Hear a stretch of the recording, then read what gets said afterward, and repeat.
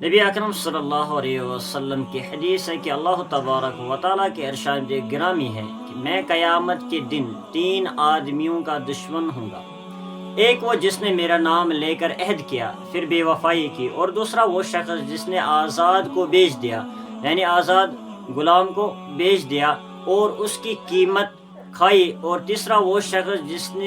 جس نے کسی مزدور سے مزدوری لے لی، یعنی اس کا پورا کام لے لیا تو اس کی اجرت اسے نہ دی۔ بخاری شریف کی حدیث ہے کہ نبی اکرم صلی اللہ علیہ وسلم نے فرمایا یہ کہ مزدور کی مزدوری ختم کرتے ہی، یعنی اس کا پسینہ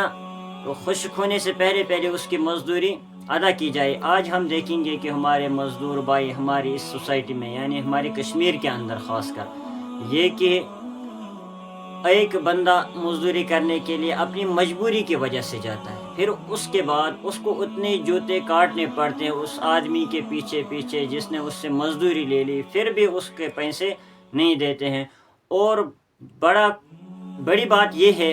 کہ ہم اللہ کی قسم، اس کی قسم، اس کی قسم بہت کھاتے ہیں، لیکن یہ سراسر سب قسمیں حرام ہے۔ اللہ تبارک و تعالیٰ نے ایسے انسان سے دشمنی کر لی ہے کہ جس نے کسی سے عہد کیا، یعنی کوئی وعدہ دیا کہ ہم